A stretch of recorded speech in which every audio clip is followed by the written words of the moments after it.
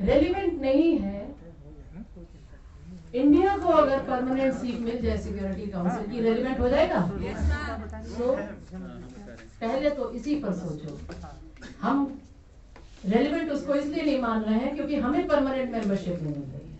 अगर if it is not relevant then why do we want a permanent seat in security council? Number 1 question. Number 2 question, membership बढ़ी है, खत्म नहीं हुई है। इवन यूएस जो है वो अभी तक मेंबर बना हुआ है, उसने मेंबरशिप को छोड़ा नहीं है। तो इस पर भी हमें सोचना पड़ेगा। रेलेवेंस तो ऑफ कोर्स, पर आपको जो मैं बात बताना चाहती हूँ, it is not a world government, it is an international organisation. ये विश्व सरकार नहीं है, ये अंतरराष्ट्रीय संगठन है। Members are sovereign states. अब आप ये बताइए, ये बड़ी यूनिवर्सिटी, इसका एक डिपार्टमेंट पॉलिटिकल साइंस, क्या सारे स्टूडेंट्स आए हैं आज? No ma'am. So that makes our department irrelevant. नहीं होगा।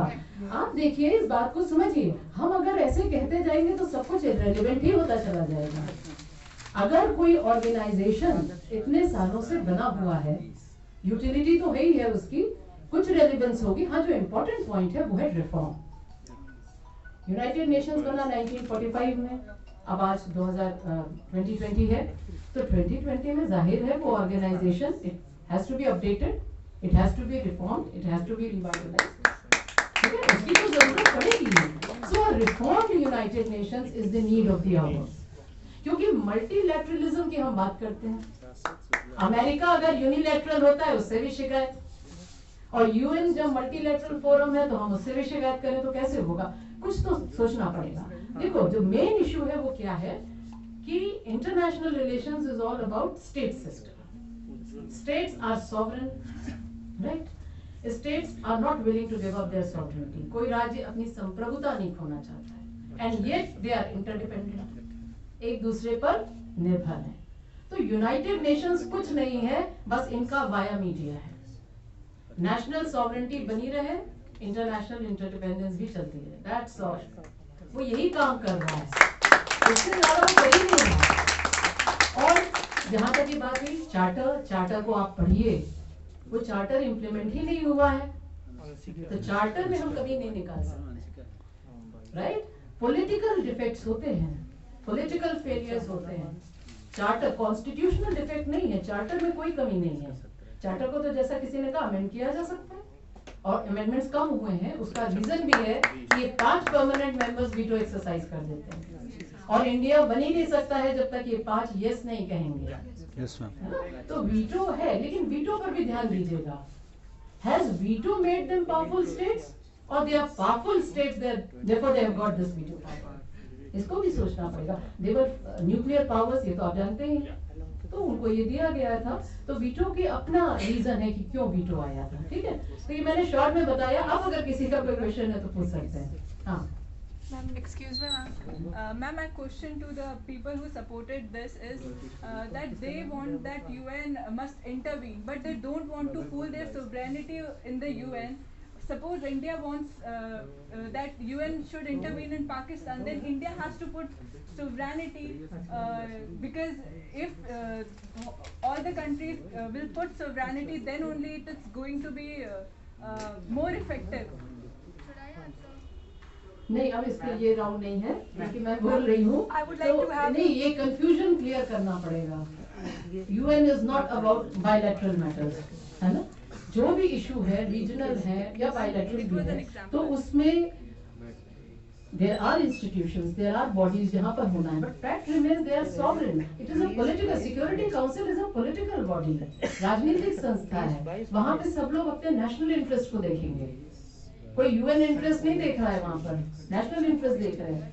अजरबैजान और आर्मीनिया की आप बात कर रहे हैं, किसी को रशिया सपोर्ट कर रहा है, किसी को टर्की सपोर्ट कर रहा है, तो ये नेशनल इंटरेस्ट है, कन्फ्लिक्टिंग आइडियोलॉजीज हैं, तो उसको देखना पड़ेगा हमको।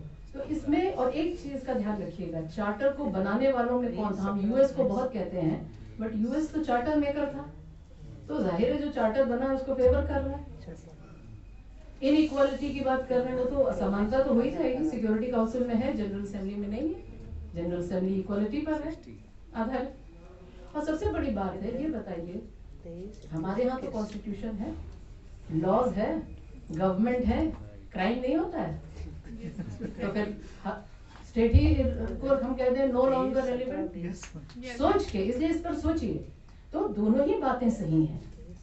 यूनाइटेड नेशंस में कमियां हैं, ये कोई नहीं कह रहा है, रिफॉर्म की जरूरत है, लेकिन कोफी अन्नान का अगर आपने नाम सुना हो तो उन्होंने ये कहा था कि reform is not an event, it is a process. Reform एक दिन में नहीं होगा, प्रक्रिया है।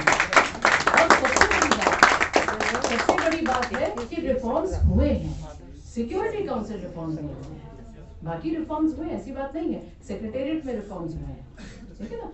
ट्रस्टीशिप के लिए कहा जा रहा है उसका काम खत्म हो गया, क्या उसको नया रोल दिया जाए, वो हुआ, सिक्योरिटी काउंसिल में नहीं हुआ।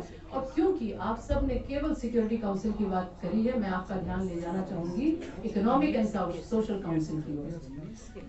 इस समय जो सबसे बड़ी जरूरत है वो है कि इकोनॉमिक गवर्नेंस का सेंटर यूएन को होना चाहिए। अभी IMF वर्ल्ड बैंक है, वर्ल्ड ट्रेड ऑर्गेनाइजेशन है, पर होना कहाँ चाहिए, इकोनॉमिक एंड सोशल काउंसिल, ताकि जो गरीब देश हैं उनके इंटरेस्ट को भी बढ़ाया जा सके। ठीक है, तो इस पर भी जरा सा ध्यान देखिए, पॉलिटिकल तो है लेकिन इकोनॉमिक भी। तो यूएन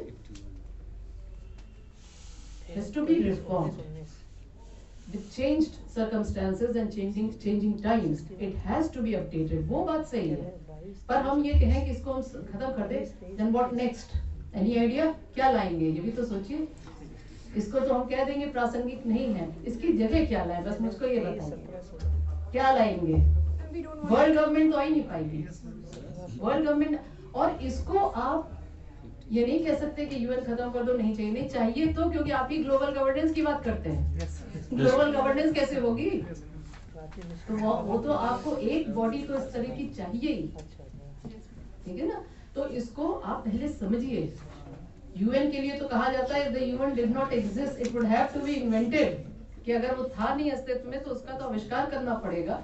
तो वो क्योंकि जरूरतें हैं इस समय, एक हमको ऐसा फोरम चाहिए, क्योंकि यूएन को एक बात ध्यान में रखिएगा, कुछ साल पहले तक कहा जाता था एक मैकेनिज्म है, नहीं, अब कहा जाता है यूएन इज एन एक्टर।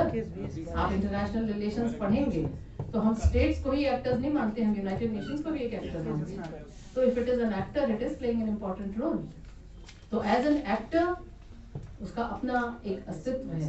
तो दोनों ही तरह से हम इसको देख सकते हैं, लेकिन जब हम शब्द रेलेवेंस कहते हैं उस पर थोड़ा सा विचार करने की जरूरत है कि अगर हम लीग ऑफ नेशंस फेल करा था तो उसको हटा दिया गया था, ठीक है। और एक क्वेश्चन बार बार आ रहा है अमेरिका का, वो फैक्ट सही बात आप कह रहे हैं कि अमेरिका ने इराक को इन्वेड किया, अमेरिका करता है, रशिया भी करता है, इजराइल भी करता है, इंडिया भी करता है, कौन नहीं कर रहा है, जो पावरफुल है वो सब कर रहे हैं।